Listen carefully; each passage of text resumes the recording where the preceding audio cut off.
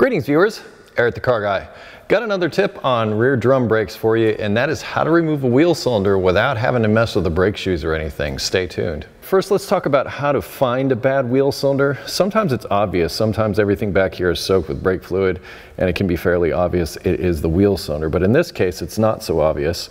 But I come in with a small screwdriver and I move it back like this, and you can see the fluid down in there. You shouldn't see any fluid at all. It should be completely dry. So if you see any fluid behind these dust boots, your wheel cylinder is bad and should be replaced.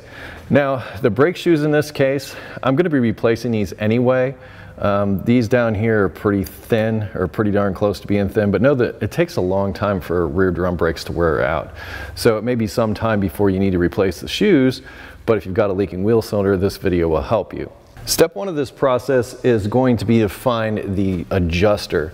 And in this case, it's this guy right here. It's usually a star wheel kind of thing like this. And you turn it in the direction that it would normally go. It wants to spin one way. It doesn't want to spin the other way. But what you want to do is you want to crank that adjuster out as far as you can, because what that'll do is it will move the brake shoes out away from the wheel cylinder and allow you to remove the wheel cylinder without having to worry about removing the brake shoes. So you just crank the adjuster all the way out. Well, maybe not all the way out, but you need to crank it out pretty far.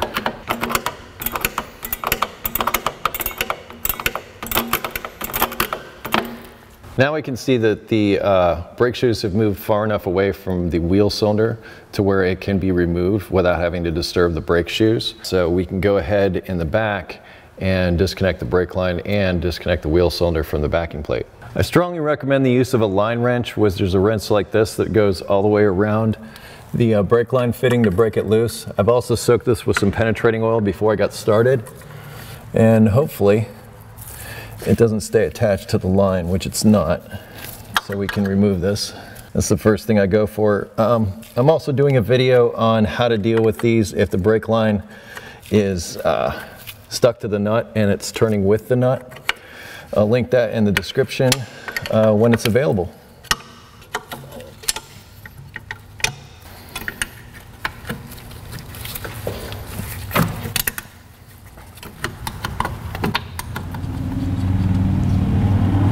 All right, with all the fasteners removed and the brake line, should be able to pull this guy right out. I like to remove bleeder valves from new wheel cylinders, and it's often necessary before installation, but make sure, in this case, the bleeder points towards the back. Make sure you're installing the correct wheel cylinder on the correct side. And now it's simply the opposite of what you just did. I like to take the wheel cylinders and just push in the cups and make sure everything moves, or push in the pistons, make sure everything moves before I install it. And to get it past the shoes, you just push it in. I need to move this one a little bit more this way.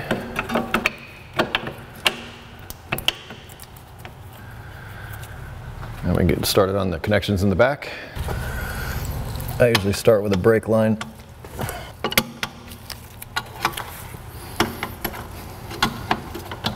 Make sure it's going in straight before you really commit.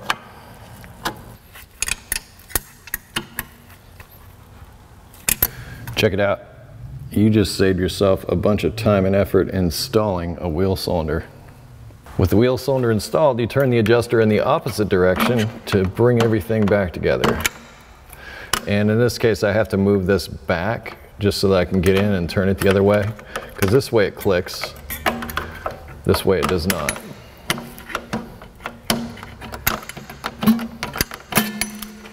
Don't forget to install your bleeder. I leave it loose just so that I can start gravity bleeding. You can admire your work now, like a boss. One more thing, after you're done with this, you're gonna need to adjust the brakes properly. Now, I've covered this in other drum brake videos. I'll link those down in the description for you. But yes, your brake adjustment will be off and your brakes may feel funny if you don't perform that adjustment. Well, there you go. How to install a wheel cylinder without having to remove the brake shoes and hardware and all that stuff, which can save you a lot of time and effort. I know brake shoes can be rather intimidating. I'll post links in the description to additional information and videos that can help you out with more drum brake stuff as well as some other stuff, so please check there. And yes, I will be going in and putting these brake shoes and things on here, but I wanted to do this so that I could make this video for you. Also linked in the description will be EricTheCarGuy.com, which is where I ask you go. If you have automotive questions not covered in this video, please don't forget to like, comment, and subscribe. All those things that help me make a living. I really appreciate that. Be safe, have fun, stay dirty. Thank you so much for watching. I'll see you next time.